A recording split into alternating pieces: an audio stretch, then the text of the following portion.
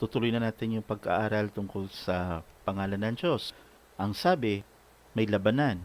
Binhi ng babae o ng binhi ni Eva. Si Eva kasi yan yung ina o ng lahi ng mga Hudyo.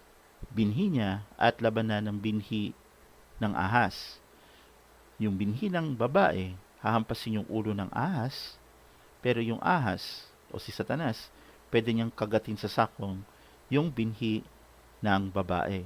Ibig sabihin, pwede niyang madaya, pwede niyang matisod. Ang nangyari kay Jesus, nadaya siya ng dyablo. Kaya nakuha siya, naagaw siya ng dyablo, naging binhi siya ng dyablo kasi ang sinusunod na ni Jesus, simula na madaya siya, ay ang dyablo na. Willingly na nandaraya na si Jesus. Ngayon, ito. Balik na tayo ngayon sa Revelation 3 verse 11 hanggang 12 na.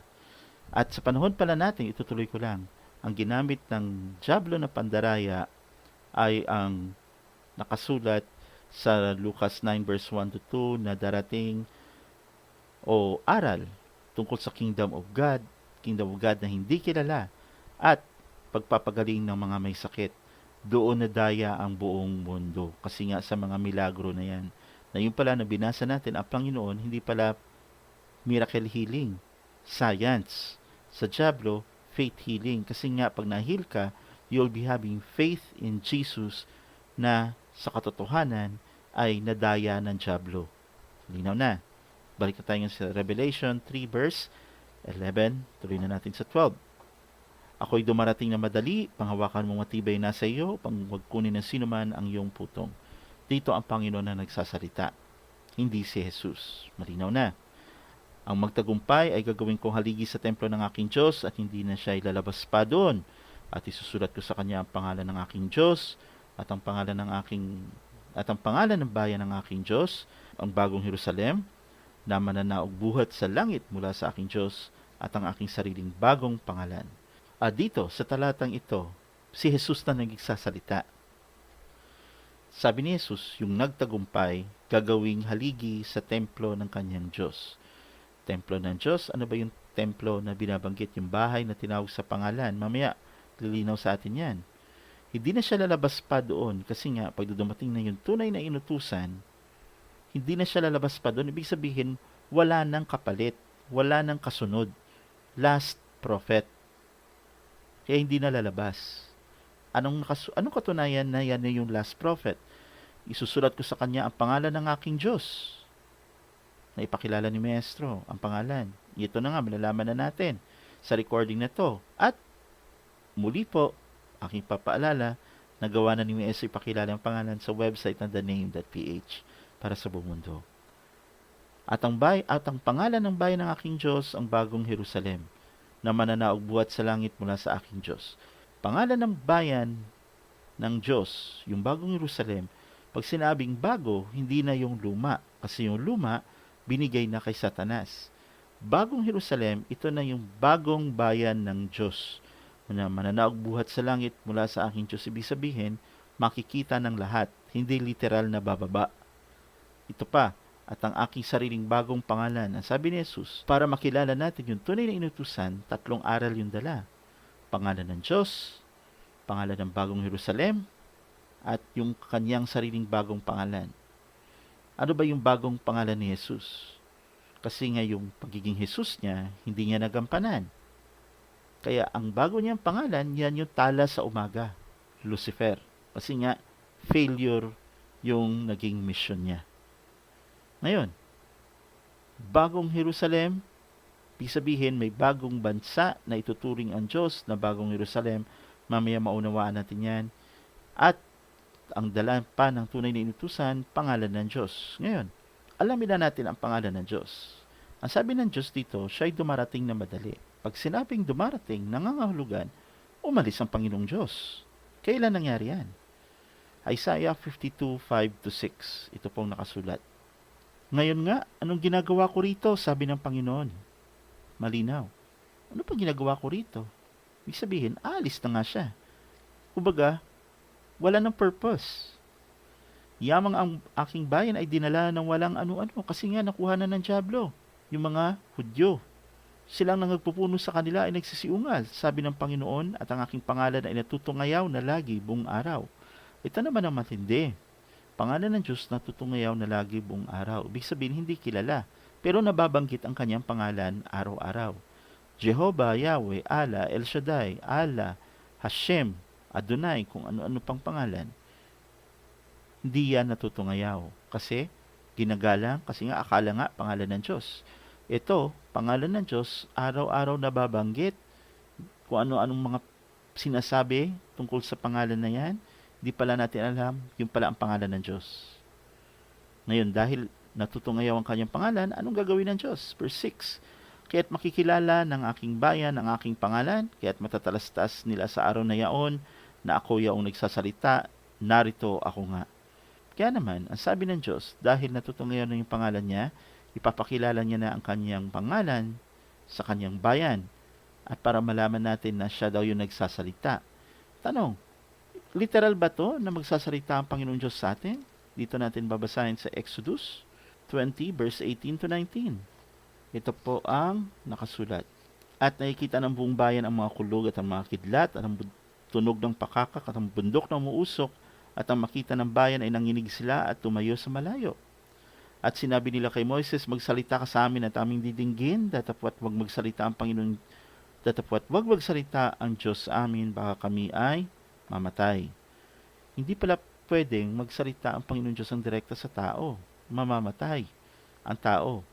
Kaya, meron siyang tagapagsalita. Noong panahon na yan, si Moses. Okay. Ngayon, alamin muna natin. Si Moses, alam natin na siya yung sumulat ng Genesis hanggang part ng Deuteronomy. Paano niya nagawa yon? Exodus 33 verse 11.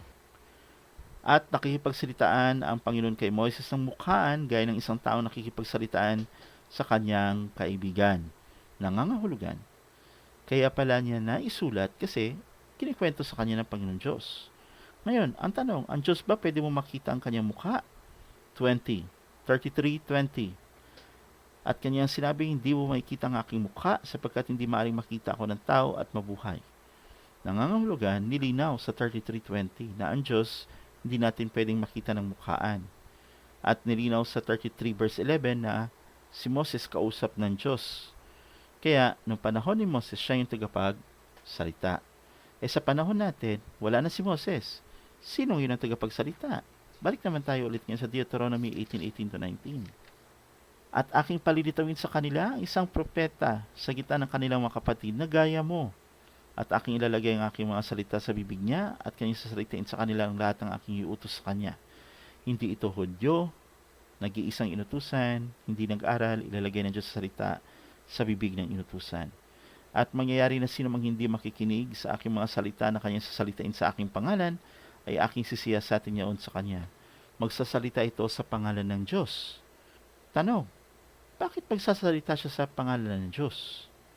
Tandaan natin, ano ba ang dahilan? Bakit hindi nalaman ng mga Hudyo ang pangalan? Punta muna tayo ulit sa Jeremiah 44:24 to 26. Ito po ang nakasulat. Ganito ang sabi ng Panginoon ng mga hukbo ng Diyos ng Israel na nagsasabi, kayo at ang inyong mga asawa ay kapwa ng nagsalita ng inyong mga bibig at kinanap ng inyong mga kamay na nagsasabi, tunay na aming tutuparin ang aming mga panata na aming ipinanata na magsunog ng kamangyan sa reyna ng langit. At ipagbuhos ng mga inuming handog siya, inyong isagawa ang inyong mga panata, inyong tuparin ang inyong mga panata. Ibig sabihin, alam na natin to, ginawa nila ng asawang Panginoon, reyna ng langit. Sa panahon natin, si Maria. At ang matindi, ginawan pa natin ng anak, si Jesus. Nagalit ang Diyos. Noon how much more ngayon? Kaya matindi yung dinadanas natin. Ngayon, 26. 44 verse 26, kaya't inyong pakinggan ang salita ng Panginoon buong Huda na tumataan sa lupain ng Ehipto. Narito ako'y sumumpa ng aking dakilang pangalan. Sabi ng Panginoon, ang aking pangalan ay hindi mababanggit sa bibig ng sinuman sa Huda. Sa buong lupain ng Ehipto na sabihin, buhay ang Panginoong Diyos. Nangangahulugan, yun pa palang mga Hudyo, may sumpa sa kanila ang Panginoong Diyos na hindi nila mababanggit ang pangalan. Patunay na yung propetang darating na gaya ni Moses ay hindi pala sa lahi nila kasi magsasalita ito sa pangalan. Hindi siya kasama sa ilalim ng sumpa. Malinaw na yung propetang darating na gaya ni Moses, taga-ibang lupa. Ngayon, pag ang Diyos ba nagsalita o sumumpa, babawiin niya lang ba yan na basta-basta? Isaiah 14 verse 24. Ito pong nakasulat, ang Panginoon ng mga hukbo ay sumumpa na nagsabi, tunay na kung ano ang iniisip ko, gayon ang mangyayari, at kung ano ang aking pananukala, gayon mananayo. Kaya nung sinalita ng Diyos na hindi lang babanggit ng mga Hudyo ang kanyang pangalan, nung sa Ehipto pa sila, hindi na nila nalaman ang pangalan. Kaya nga, para makilala nila ang pangalan, bahay na tinawag sa pangalan. Makikilala nila ang pangalan na hindi nabanggit sa kanila literal. Kaya pag binalikan natin yung panahon ni Moses, Exodus 3:12 to 14, at kanyang sinabi, tunay na ako isa sa iyo at ito'y magiging tanda sa iyo na ikaw ay aking sinugo. Pag kayo na ilabas na sa Ehipto ang bayan ay maglilingkod kayo sa Diyos sa bundok na ito. At sinabi ni Moises sa Diyos, narito pagdating ko sa mga anak ni Israel at sasabihin ko sa kanila, sinugo ako sa inyo ng Diyos ng inyong mga magulang. At sasabihin nila sa akin ano ang kanyang pangalan, ano ang sasabihin ko sa kanila. Nangangahulugan noong panahon ni Moses, ang tanda ni Moses bilang inutusan pag labas ang mga Israelita sa Ehipto. Kung hindi hinati ng Diyos ang dagat, hindi na ilabas ni Moises ang Israelita sa Ehipto. Ibig sabihin, naganap yung pagiging Moses niya, natupad niya. Pero, nung humingi siya ng dagdag na trabaho, na yun na nga, yung sa pangalan, pag tinanong daw siya, anong sasabihin niya? Ano sinabi ng Panginoon? At sinabi ng Panginoon ng Diyos kay Moises, ako yaong ako nga. At kanya sinabi, ganito ang sasabihin mo sa mga anak ni Israel, sinugo ako sa inyo ni ako nga. Nangangahulugan. Hindi pinayagan si Moses na banggitin yung pangalan. Pero pag may nagtanong na Israelita, ang sagot ni Moises ay, ako nga. Mamaya, maunawaan natin yan. Ngayon, balik tayo ngayon sa Isaiah 52:5-6. Ito po ang nakasulat. Ngayon nga, anong ginagawa ko rito? Sabi ng Panginoon, yung mga aking bayan ay dinala ng walang ano-ano, at silang nagpupuno sa kanila ay nagsisiungal, sabi ng Panginoon, at ang aking pangalan ay natutungayaw na lagi buong araw. Maunawaan na natin yan. Kaya't makikilala ng aking bayan ang aking pangalan, kaya't matatalastas nila sa araw na yaon na ako yaong nagsasalita, narito ako nga. Tanong, alam natin na may propetang darating na gaya ni Moses, at yun yung tagapagsalita niya. Alam ba ng ibang propeta yan? Jeremiah 1 verse 4-10. Ang salita nga ng Panginoon ay dumating sa akin na nagsasabi, bago kita inanyuan sa tiyan ay nakilala kita, bago ka lumabas sa bahay bata ay pinapaging banal kita, inihalag kitang propeta sa mga bansa. Nangahulugan, yung propeta na gaya ni Moses, hindi lang para sa mga Hudyo, para sa buong mundo. Pinapaging banal kasi nga dala niya ang pangalan. Kaya nga binasa natin sa Revelation sa 3, yung propeta o yung inutusan na banal niyang totoo. Kasi totoo na ito na inutusan. Verse 6, Jeremiah 1 verse 6, na magkagayon sinabi ko, Panginoon Diyos, narito hindi ako marunong magsalita sapagkat ako'y bata. Ibig sabihin, bata kasi walang alam. Hindi naman siya nag-aral ng Biblia. Ano sabi sa kanya ng Panginoon? Ngunit sinabi sa akin ng Panginoon, huwag mong sabihin ako'y bata, sapagkat saan man kita susuguin ay paroroon ka, at ano mang iutos ko sa iyo ay sasalitain mo. Huwag kang matakot dahil sa kanila, sapagkat ako'y sumasa iyo upang ligtas kita, sabi ng Panginoon. Natupad ni Maestro to, kung ano yung sanalita sa kanya ng Panginoon, tungkol sa kanyang pangalan, gaya ng ginagawa natin, na i-upload niya sa website na thename.ph. At ito nga ang pangangaral namin sa inyo, katunayan na gawa niya yung trabaho niya.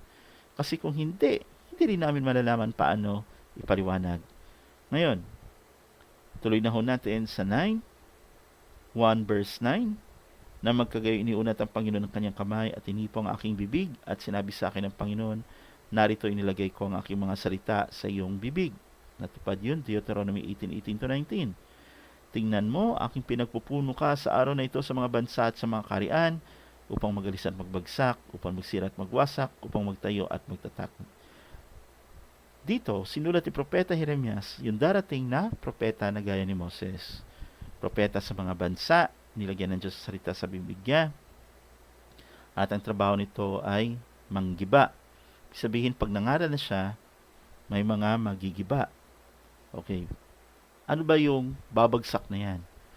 Pag nalaman ng buong mundo ang katotohanan na si Jesus, kaya pala namatay, ay dahil sa sariling kasamaan, at naging si Lucifer, meron pa bang reliyon na tatayo na nangangaral tungkol kay Jesus?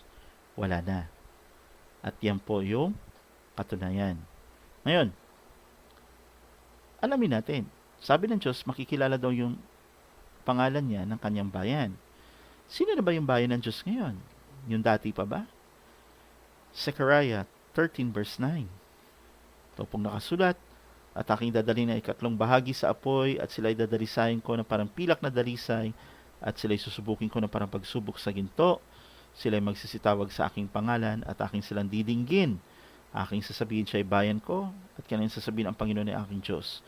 Yung palang ituturing ng Diyos na bayan niya, yung kikilala sa kanyang pangalan. Mamaya malalaman natin.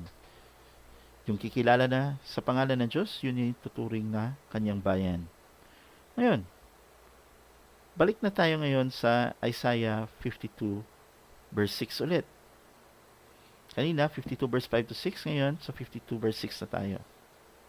Kaya't makikilala ng aking bayan ang aking pangalan, kaya't matatalastas nila sa araw na iyon na ako yung nagsasalita, narito ako nga. Tanong, makikilala ng bayan niya yung kanyang pangalan. Yung bayan ng Diyos, yung tatawag sa kanyang pangalan. Ngayon, yung mga Hudyo, sinumpa. Hindi daw nila mababanggit ang pangalan. Ibig sabihin, ang bayan ng Diyos na ngayon, ibig sabihin, hindi ito mga Hudyo. At ganoon din yung inutusan. Tanong, totoo ba na taga-ibang lupa yung utusan para sa pangalan? 1 Kings chapter 8 verses 41 to 43. Ito po yung nakasulat. Bukod dito ay tungkol sa taga-ibang lupa na hindi sa iyong bayang Israel, pagka siya magbubuhat sa isang malayong lupain dahil sa iyong pangalan. Malinaw, taga-ibang lupa.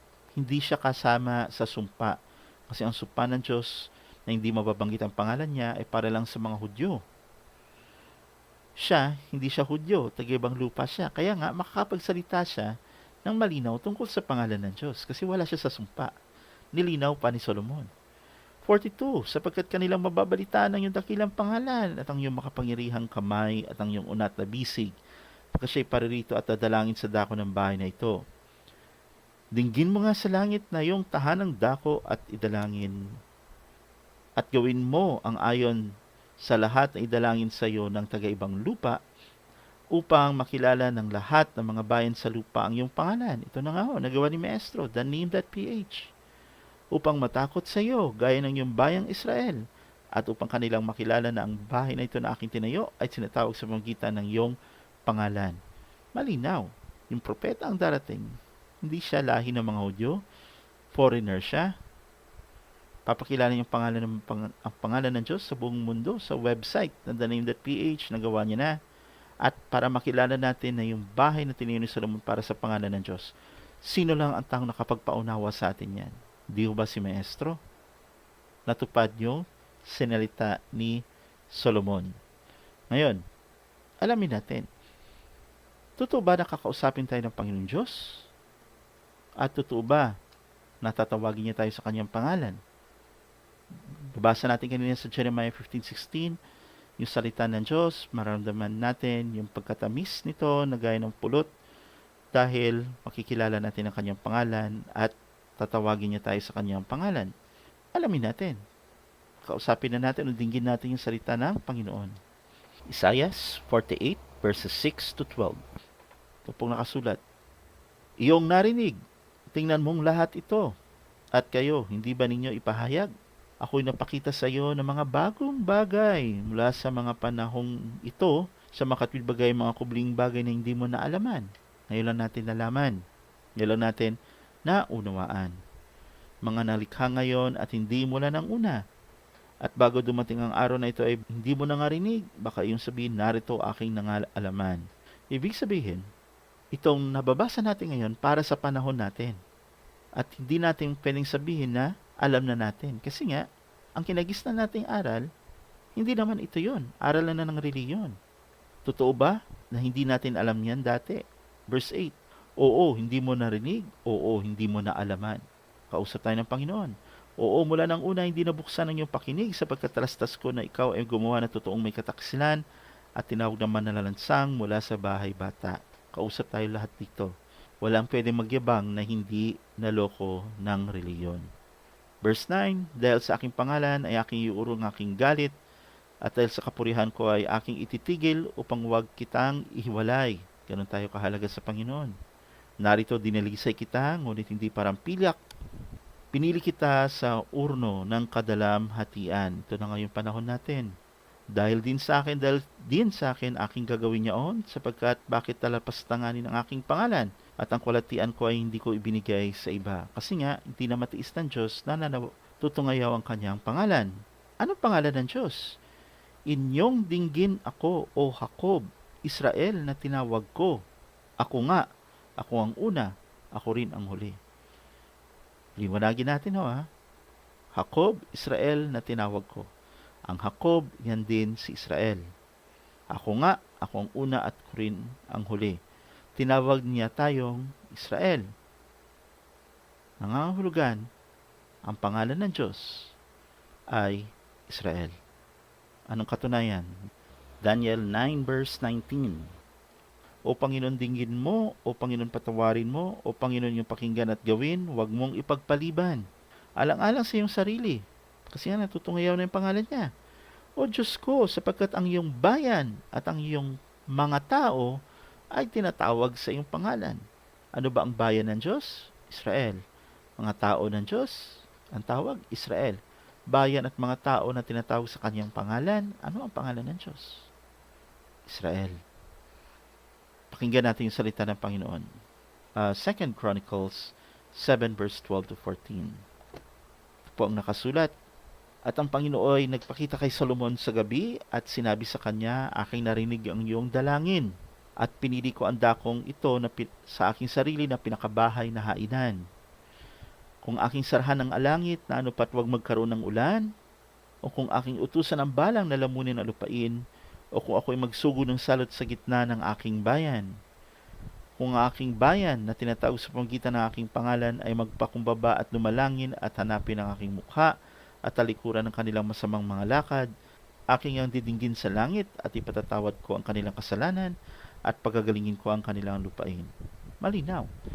Kung ang aking bayan na tinatawag sa pamamagitan ng aking pangalan, ang bayan ng Diyos sa Israel, tinatawag sa pangalan niya, ano ngayon ang pangalan ng Diyos? Israel. Malinaw po. Ngayon ito, ang sabi ng Panginoon Diyos, natutungayaw na ang kanyang pangalan.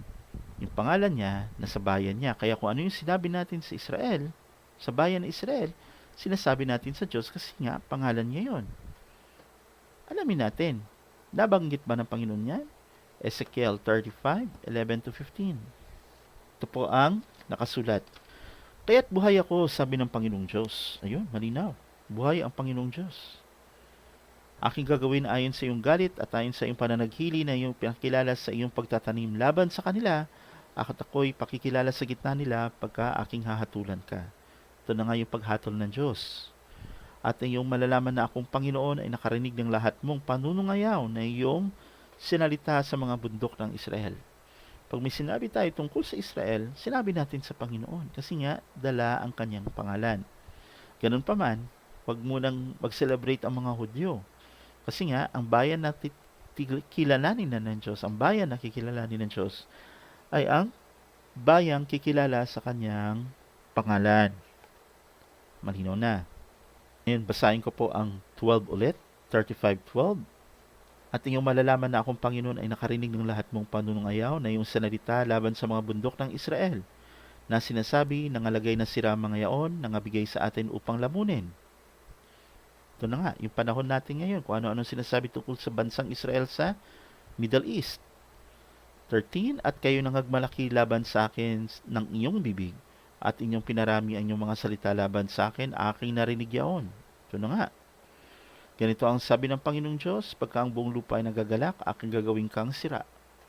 Kasi nga, sa panahon na matindi na ang technology, saka naman tayo nasisira dahil sa pandemic, climate change crisis, at kung ano-ano pang mga pagsubok na dumarating sa buong mundo.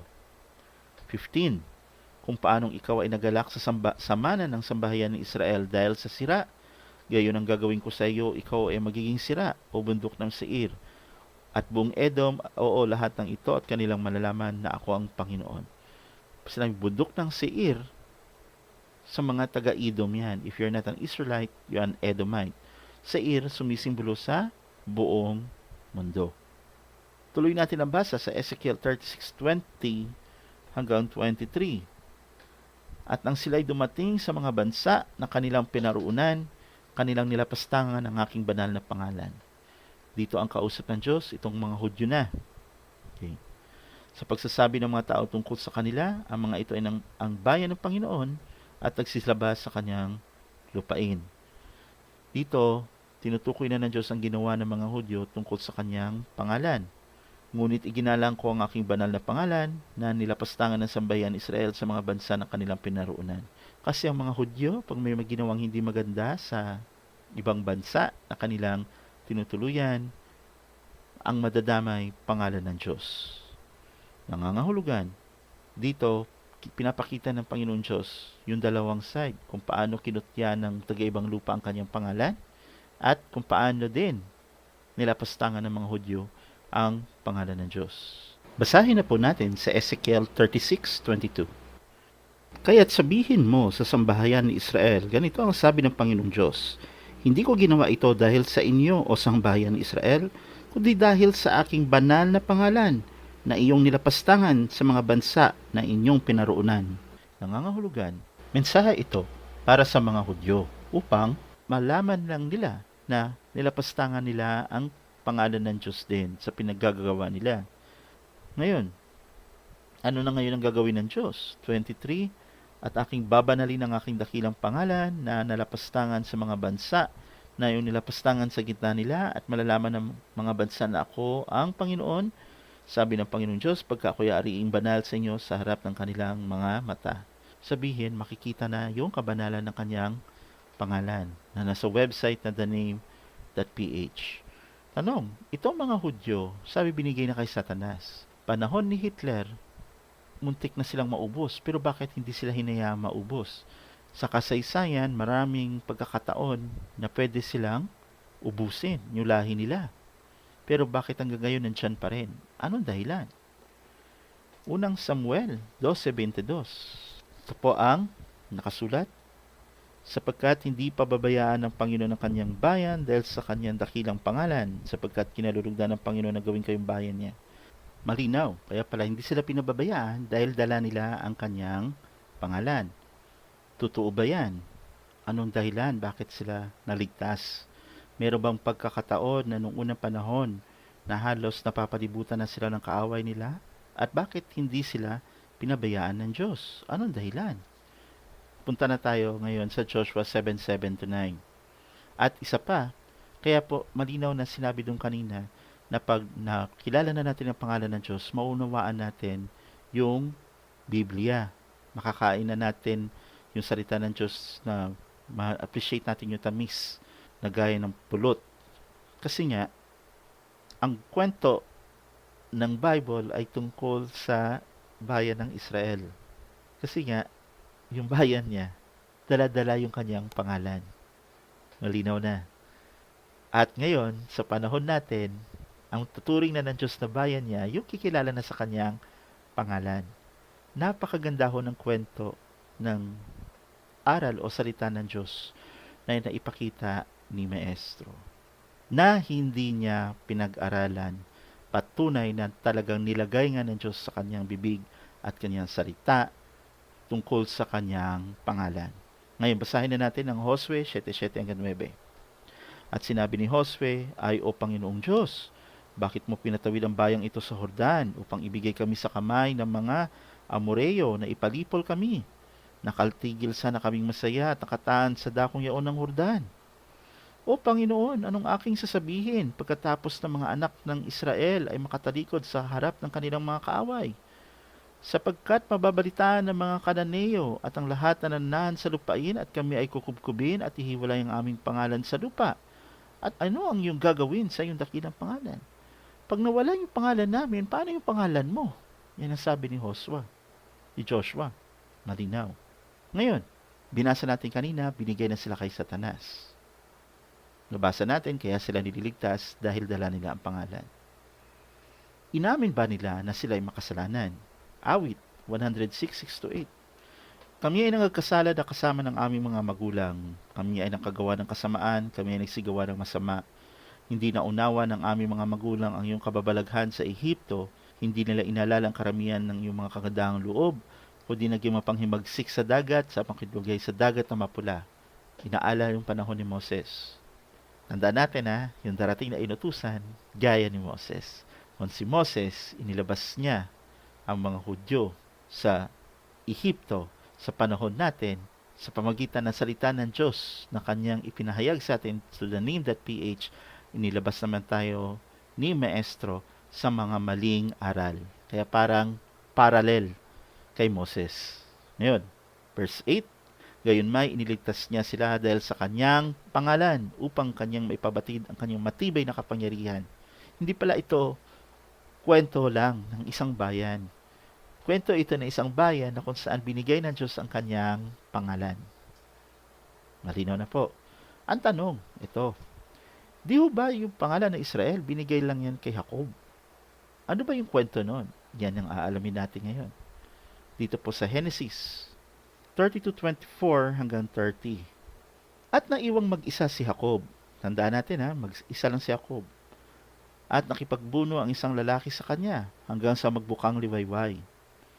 At nang makita nitong siya ay hindi manaig sa kanya, ay hindi po ang kasukasuan ng hita niya, at ang kasukasuan ni Jacob ay sinaktan samantalang nakikipagbuno sa kanya. Itong kabunuan niya, tao ng Diyos. Ano ang nangyari? 26, at sinabi, bitawan mo ako sapagkat nagbubukang liwayway na. At kanyang sinabi, hindi kita bibitawan hanggat hindi mo ako mababasbasan. Sabi ni Jacob, doon sa lalaking kabunuan niya, hindi daw niya bibitawan hanggang hindi siya mababasbasan. Tandaan natin yan Sino ba yung kausap niya na yan? At sinabi sa kanya, ano ang pangalan mo? At kanyang sinabi, Jacob.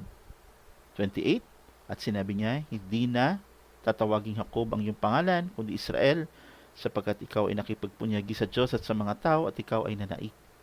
Sabihin, pinagkalooban si Jacob ng pangalang Israel, dahil nakipagpunyagi sa Diyos at sa mga tao, siya'y nanaig. Nung binasa ito ng mga relihiyon, akala nila na yung lalaking kabunuan ni Jacob ay ang Diyos, kasi daw nakipagpunyagi sa Diyos at sa mga tao. Simbolika lang ho yan. Hindi ho Diyos ang kabunuan niya dyan. Mamaya malalaman natin yan. At siya'y tinanong ni Jacob at sinabi, ipinamanhik ko sa iyong sabihin mo sa akin ang iyong pangalan. At kanyang sinabi, bakit ka nagtatanong sa aking pangalan? At siya'y binasbasan doon. At tinawag ni Jacob ang pangalan ng dakong yaon na Peniel, sapagkat anya'y nakita ko ang Diyos na mukhaan at naligtas ang aking buhay. Kaya akala ng mga nangangaral, Diyos yung kabunuan ni Jacob. Tanong, sino ba yung kabunuan ni Jacob dito? Diyos ba talaga? Alamin natin. Sa Oseas 12. Kaya mapapansin nyo, yung connection ng isang talata sa paliwanag, napakahirap niyan kung pag-aaralan mo lang. Kay Maestro, saksi kami kung paano niya binubuksan yung Biblia talata per talata para sa paliwanag nang hindi niya inaral. Basahin na natin dito sa Oseas 12:3-4. Ito po ang nakasulat. 12:3-4 ng Oseas. Sa bahay bata ay kanyang hinawakan sa sakong ang kanyang kapatid, at sa kanyang kabinatan ay nagtaglay ng kapangyarihan ng Diyos.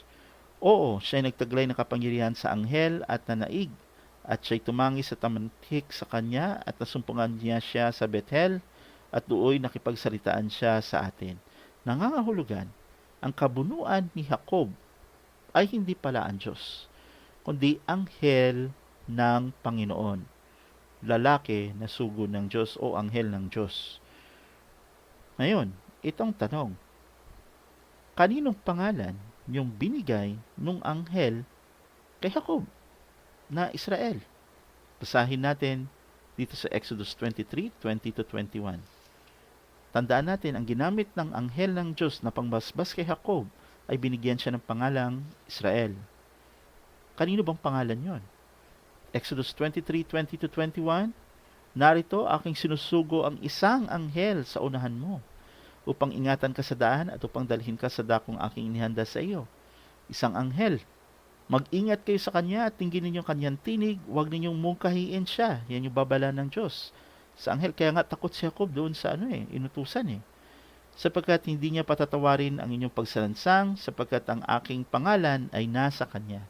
Nangangahulugan, yung binasbas ng anghel kay Jacob na pangalang Israel, pangalan ng Diyos yun na binigay niya. Bakit? Ano ba yung mga anghel? Ang mga anghel, mga anak ng Diyos yan.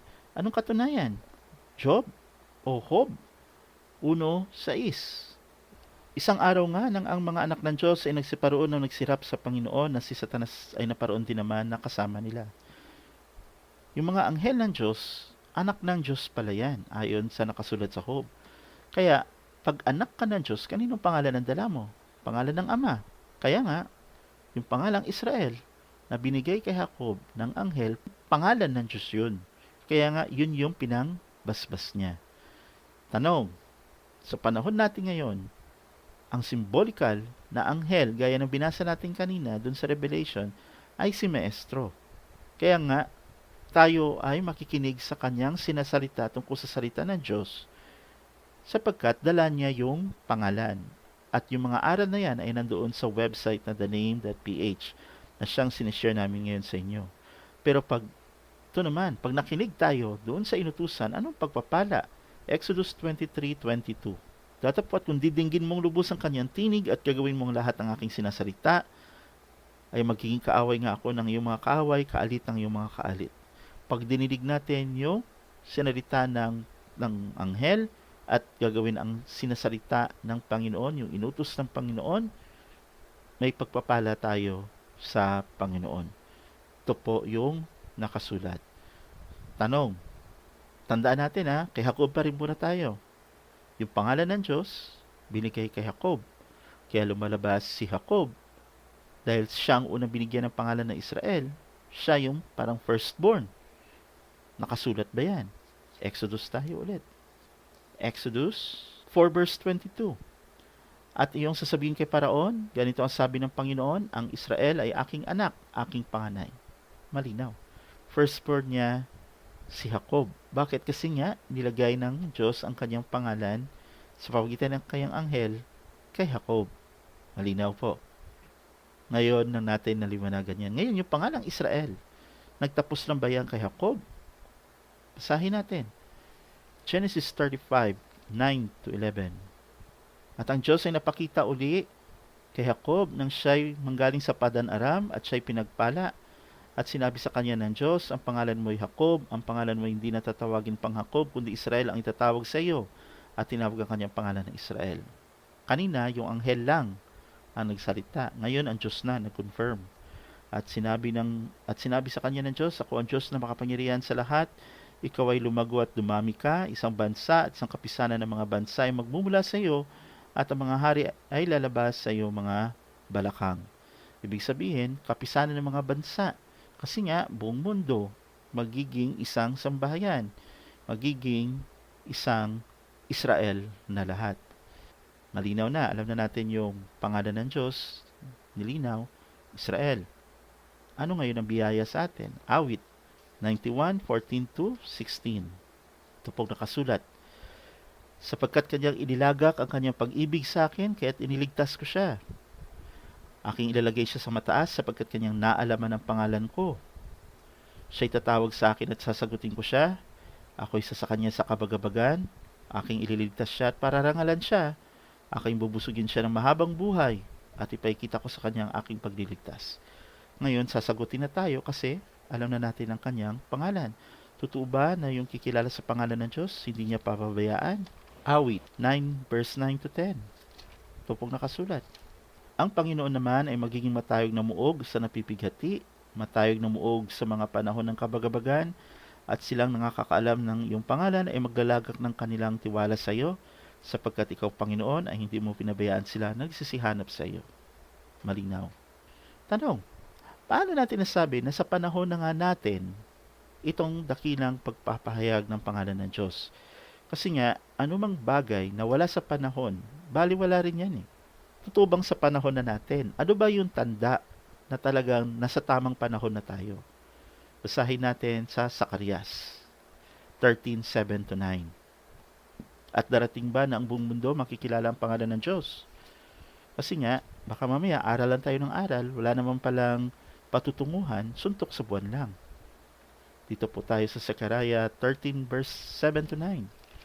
Ito po ang nakasulat. Gumising ka, o tabak, laban sa pastor ko, laban sa lalaki na aking kasama, sabi ng Panginoon ng mga hukbo.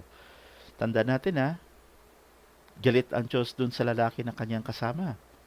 Sabi ng Panginoon ng mga hukbo, saktan mo ang pastor at mga tupa ay mga ngalat, at aking ipipihit ang aking kamay laban sa mga maliliit.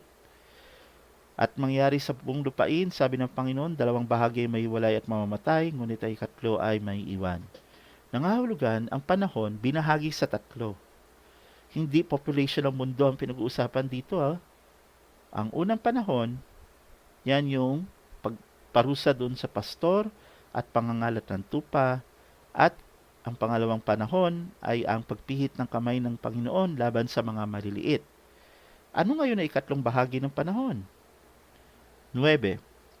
At aking dadalhin ay 3 bahagi sa apoy, at sila'y dadalisayin ko na parang pilak na dalisay, at sila'y susubukin ko na para pagsubok sa ginto. Sila'y magsisitawag sa aking pangalan, at aking sila didinggin. Aking sasabihin siya'y bayan ko, at kanilang sasabihin ang Panginoon ay aking Diyos. Yung pangatlong panahon na yung may iwan, yan yung kikilala sa kanyang pangalan. Nangangahulugan, panahon na natin yan, dahil ngayon na natin alam ang pangalan. At darating ba na kikilalanin ng buong mundo ang pangalan ng Diyos? Alamin na natin sa Zacarias 14:9, at ang Panginoon ay magiging hari sa buong lupa. Sa araw na iyon, magiging ang Panginoon ay isa, isa lang ang Diyos. At ang kanyang pangalan ay isa. Kung dati kung ano-anong pangalan, ngayon, lahat kikilalanin ang nag-iisang pangalan ng Diyos. Ano yan? Israel. Kaya nga, Panginoon Diyos amang Israel. Bakit Panginoon Diyos amang Israel? Dito natin babasahin sa Isaias 33:22. Ito po ang nakasulat. Sapagkat ang Panginoon ay ating hukom, 33:22 po ito Sapagkat ang Panginoon ay ating hukom, ang Panginoon ay ating tagapaglagta ng kautusan, ang Panginoon ay ating hari, kanyang ililigtas tayo. Malinaw. Kaya pala, Panginoong Diyos, Israel. Kasi nga, siya ang hari, siya ang hukom, siya ang tagapaglagda ng kautusan. Tagapaglagda ng kautusan, kasi yung kautusan, dati yung 10 Commandments, nandoon yung utos tungkol sa pangalan, pero hindi naman natin kilala ang pangalan. Ngayon, dahil kilala na natin ang pangalan ng Diyos, may lagda na yung kautusan. Anumang kasulatan, tipan, o kasunduan na walang pirma ng gumawa ng kasunduan, baliwala. Ngayon sa panahon natin, hindi na natin maisasantabi na utos ng Panginoon Diyos. Bakit? Kasi nalagdaan na, nandyan na yung kanyang pangalan. Balikan natin. Sino itong lalaki na sinaktan ng Panginoon? Sino itong mga tupang nangalat at sino yung mga maliliit? Yan ngayon yung aalamin natin, na para masabi natin na sa panahon na natin yan. Sino ba itong pastor na sinaktan? Matthew 26:31. Ito pong nakasulat. Nang magkagayoy, sinabi sa kanila ni Jesus, kayong lahat ay magdaramdam sa akin sa gabing ito, sapagkat nasusulat, sasaktan ko ang pastor at mangangalat ang mga tupa ng kawan. Malinaw. Ang pastor na sinaktan kay Jesus, yung countdown ng panahon para sa buong mundo makikilala ang pangalan ng Diyos, nagsimula kay Jesus. Tanong, paano nangalat? John 16:31-32. Sinagot sila ni Jesus, ngayon ba gayon nagsisampalataya kayo? Oo, ang oras ay dumarating, ha? Hindi yung oras nila. Oras ay dumarating. Oo, dumating na kayo'y mangangalat. Bawat tao sa kanya-kanyang sarili. At ako'y iiwan ninyong mag-isa, gayon man hindi ako nag-isa sapagkat ang Ama ay sumasa akin. Pangangalat, yun yung after niya maparusahan, nangalat na yung kanyang aral. Kinalat na sa buong mundo ng mga apostol niya. Pero, may sinalita dito sa Jesus na dapat nating maunawaan. Sabi niya, hindi doon siya nag-iisa sapagkat ang Ama ay sumasa kanya. Sinong Ama ang tinutukoy ni Jesus? Tandaan natin, ang sinunod niya ang dyablo na, hindi na ang Diyos. Nangahulugan, ang Ama na sinusunod niya, ang dyablo na. Sino lang ba ang tinawag ni Jesus na Ama bukod sa Diyos? Dati kasi, tinatawag niyang Ama ang Diyos. Tapos ngayon, meron na naman siyang ibang binanggit dito sa 1:8:44. John 8:44. Kayo'y sa inyong amang dyablo, at ang mga nais ng inyong ama inyong gawin ay ibig ninyong gawin. Siya ay isang mamamatay tao buhat pa ng una, buhat pa daw ng Henesis, at hindi na nanatili sa katotohanan sapagkat walang katotohanan sa kanya. Pagka nagsasalita siya ng kasinungalingan, ay nagsasalita siya ng saganang kanya, at sapagkat siya ay isang sinungaling at ama nito. Nangangahulugan, yung amang tinutukoy ni Jesus ngayon ay hindi na ang Panginoong Diyos, kundi ang dyablo na. Kasi yun na yung sinusunod niya. Kasinungalingan, kasi nga, pag binasa natin yung aral ng Diyos versus aral ni Jesus, kabaliktaran na ng aral ng Diyos ang tinuturo niya. Puro kasinungalingan na. Kaya, ang tinuturing na ama ni Jesus sa tagpong yaon ay ang dyablo na. Tanong, alamin naman natin, meron ba tayong mababasa naman na direktang binanggit ang pangalan ng Diyos na Israel? Alamin natin. Dito po natin babasahin sa 1 Samuel 15:29. Ito pong nakasulat. At ang lakas ng Israel naman ay hindi magbubulaan o magsisisi man, sapagkat siya ay hindi isang tao na magsisisi. Nangangahulugan, ang lakas ng Israel hindi magbubulaan o magsisisi man sapagkat siya hindi isang tao na magsisisi. Sino ba si Israel na hindi tao na magsisisi? Numbers 23:19 o Bilang 23:19. Ito po ang nakasulat. Ang Diyos ay hindi tao na magsisinungaling, ni anak ng tao na magsisisi. Sinabi ba niya at hindi niya gagawin? Nangangahulugan, ang tinutukoy na Israel na hindi tao na magbubulaan o magsisisi man sapagkat hindi tao na nagsisisi ay walang iba kundi ang Panginoong Diyos. Malinaw na. At dito, nilinaw din ng Panginoon na hindi siya pwede maging tao. Kasi hindi siya tao na magsisinungaling. Kaya pag sinabi mong ang Diyos pwedeng magkatawang tao, lalabas sinungaling ang Diyos. Palalabasin yung sinungaling ang Diyos. Which is hindi pwede. Kaya yung aral na ang Diyos ng katawang tao, kalokohan yan. Yan ay isang matinding kasinungalingan. Balik tayo ngayon sa Zechariah 13 verse 7-9. Gumising ka o tabak laban sa pastor ko at laban sa lalaki na aking kasama, sabi ng Panginoon ng mga hukbo. Saktan mo ang pastor at ang mga tupa ay mangangalat at aking ipipit ang aking kamay laban sa mga maliliit. At mangyayari na sa buong lupain, dalawang bahagi ay maiwala at mamatay, ngunit ang ikatlo ay may iwan. Yung ikatlong may iwan, yan yung tatawag sa pangalan ng Diyos. Yan yung panibagong panahon. Tanong, sino ba yung maliliit na binabanggit na yan? Alamin natin kay Jesus mismo. Matthew 5:17-19. Huwag ninyong isipin na ako'y naparito upang sirain ang kautusan o ang mga propeta. Ako'y naparito hindi upang sirain, kundi upang ganapin. Ito po yung panahon na matino pa si Jesus. Diyos pa ang sinusunod niya. 18. Sapagkat katotohanan ang sinasabi ko sa inyo, hanggang sa mga wala ang langit at ang lupa, ang isang tuldok o isang kudlit sa anumang paraan ay hindi mawawala sa kautusan hanggang sa maganap ang lahat ng mga bagay. Ibig sabihin, stricto. Hindi daw pwede baguhin ni tuldok o kudlit as is. 19. Kaya't ang sinumang sumuway sa isa sa mga kaliliitang mga utos na ito at ituro ang gayon sa mga tao ay tatawaging kaliliitan sa kaharian ng langit. Tatapat sinumang gumanap at ituro, ito'y tatawaging dakila sa kaharian ng langit. Nangangahulugan, Yung magbago ng kautusan ng Panginoong Diyos at sumunod dito, yan yung tatawaging kaliit-liitan. Sino ba gumawa niyan? Matthew 22:34 to 40. Datapwat ng marinig ng mga Pariseyo na kanya napatahimik ang mga Saduseyo ay nangagkatipon sila. At isa sa kanila na tagapagtanggol ng kautusan ay tinanong siya ng isang tanong upang siya'y tuksohin. Guro, alin baga ang dakilang utos sa kautusan? At sinabi sa kanya, ibigin mo ang Panginoong Diyos, Panginoon mong Diyos ng buong puso mo at ng buong kaluluwa mo at ng buong pag-iisip mo. Ito ang dakila at pangunang utos. At ang pangalawang katulad ay ito, ibigin mo ang iyong kapwa na gaya ng iyong sarili. Sa dalawang utos na ito'y nauwi ang buong kautusan at ang mga propeta. Nangangahulugan, makita natin dito na yung 10 utos ng Diyos, ginawang dalawa ni Jesus. Anong katunayan yan? Meron ba siyang binanggit tungkol sa pangalan ng Diyos? Wala. Pangalan ng Diyos, kasama yan sa utos. Huwag babanggitin sa walang kabuluhan. Ano pa? Yung Sabat, wala.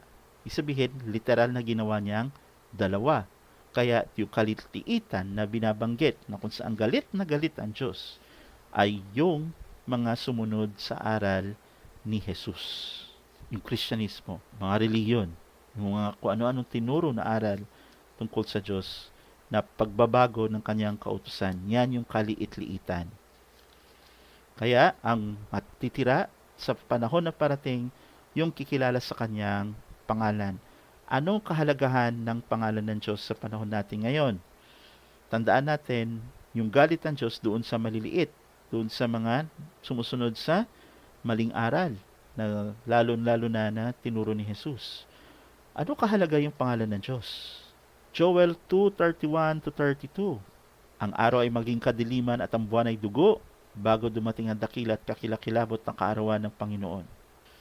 Buwan ay dugo, yan yung matinding patayan, gera. Ito na nga sa panahon natin. Ang araw ay maging kadiliman at ang buwan ay dugo. Panahon na natin yan. Bago dumating ang dakila at kakilakilabot ng kaarawan ng Panginoon. Ito palang nangyayari ngayon, prelude pala yan para sa pagdating ng dakila at kakilakilabot ng kaarawan ng Panginoon.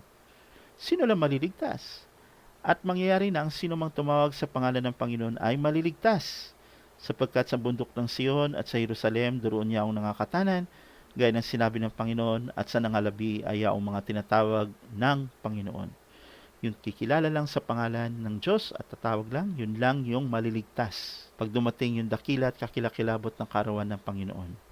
Tanong, bakit sinabi dito sa bundok ng Sion at sa Jerusalem, doon niya ang nangakatanan? Yan ba yung Jerusalem sa Middle East? Tandaan natin, sinabi na kanina na binigay na sila sa Diablo at meron ng bagong Jerusalem. Pag sinabing bago, hindi na yan yung luma. Ano bang kahalagaan ng Jerusalem? Kalawang Hari 21 verse 7. At siya'y naglagay ng larawang inanyuan na asera na kanyang ginawa sa bahay na pinagsabi ng Panginoon kay David at kay Salomon na kanyang anak. Sa bahay na ito at sa Jerusalem na aking pinili sa lahat ng lipi ng Israel, aking ilalagay ang aking pangalan magpakailanman. Kaya pala mahalaga ang Jerusalem dahil sa Jerusalem, doon nilagay ng Diyos ang kanyang pangalan. Doon makikilala ang kanyang pangalan. Kaya pag sinabing bagong Jerusalem, yan yung lugar na kung saan makikilala ang pangalan ng Diyos. Saan yan? Dito yan sa Isaias 24:14 to 15. Ang mga ito ay magsisilakas ng kanilang tinig, sila ay magsisihiyaw dahil sa kamahalan ng Panginoon ay nagsisiyaw sila ng malakas mula sa dagat. Tandaan natin, dagat, coastlands, ibang lugar to. Kaya't walhatiin ninyo ang Panginoon sa silanganan, sa east. Sa mga katwidbagay ang pangalan ng Panginoon, ng Diyos ng Israel, sa mga pulo ng dagat. Basahin natin ang 16, mula sa kadululuhang bahagi ng lupa ay nakakarinig kami ng mga awit, kalwatian sa matuwid. Nangangahulugan, yung pangalan ng Diyos magmumula sa mga pulo ng dagat sa silanganan. Saan yan? Pilipinas. Bakit? Kasi si Maestro, Pilipino. Kaya yung bagong Jerusalem na binabanggit, na kung saan magagaling yung pangalan, dito sa Pilipinas. Kaya nga, thename.ph. Natupad yan.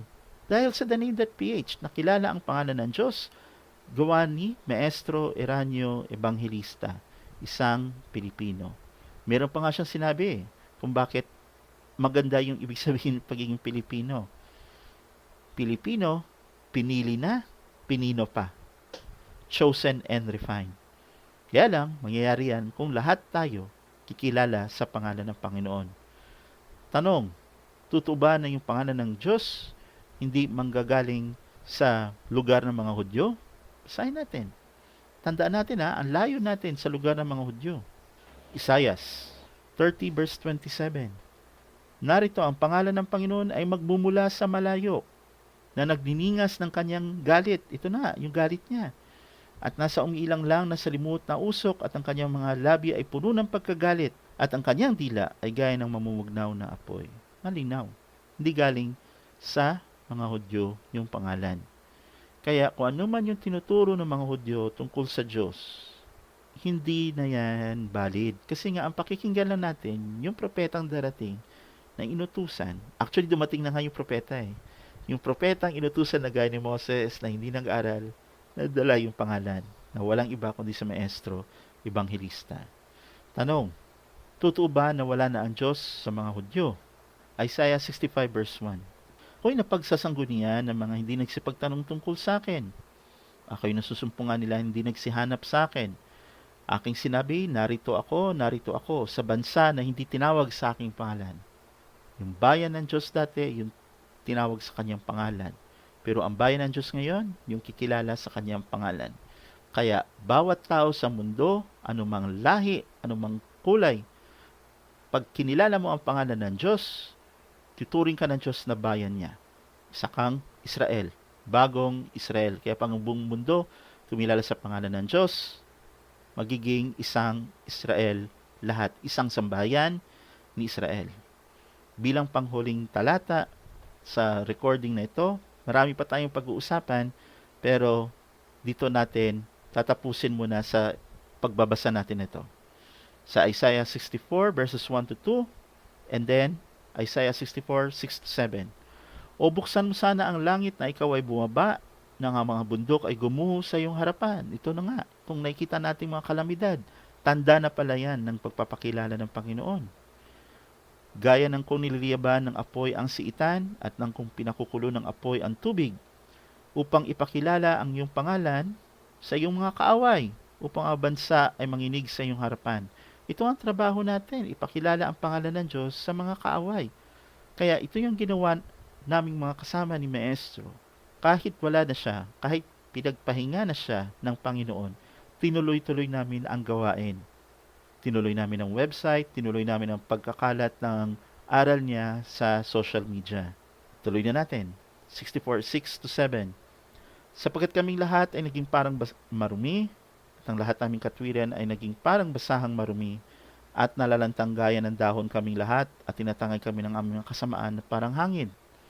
At walang tumatawag na iyong pangalan, na gumigising upang manghawak sa iyo, sapagkat ikinubli mo ang iyong mukha sa amin, at pinugnaw kami sa aming mga kasamaan. Nangahulugan, kaya dapat natin ipakilala ang pangalan kasi walang tumatawag. Ngayon mga kapatid, nagawa natin itong recording na ito sa wikang Tagalog o wikang Pilipino para tayo lahat na Pilipino malaman na natin at maunawaan natin ang pangalan ng Diyos at ang mga naituro ni Maestro sa website na thename.ph. Itong mga aral na ito o itong mga recording na ito, inyong pakinggan, pwede niyong ibahagi sa inyong mga kamag-anak, kapamilya, kaibigan, ganun pa man, pag ayaw makinig o ayaw nilang tanggapin, huwag sasama ang loob, huwag pipilitin. Ang mahalaga na ipakita natin. Ang isa pang mahalagang bagay na dapat natin maunawaan na pagdating sa pangalan ng Diyos, hayaan natin na marinig nila ang recording na to para malaman nila ang pangalan o di kaya basahin nila sa website. Huwag babagitin ang pangalan ng basta-basta. Kasi nga sabi ni Maestro, pag binanggit yung pangalan na hindi mo lang nalaman ng tao, para mo nang natunghayaw ang pangalan ng Panginoong Diyos. Kasi nga, ang tao, hindi ka agad tatanggapin. Sasabihin, oh, yan ba ang pangalan? Delikado tayo sa Diyos nun. Kaya ingat tayo, hayaan natin mapakinggan nila hayaan natin mabasa nila sa ating website na thename.ph. Maraming salamat po. Ako po si Earl, sa ngalan ng aking mga kasama na naglilingkod kay Maestro Evangelista. Maraming salamat po.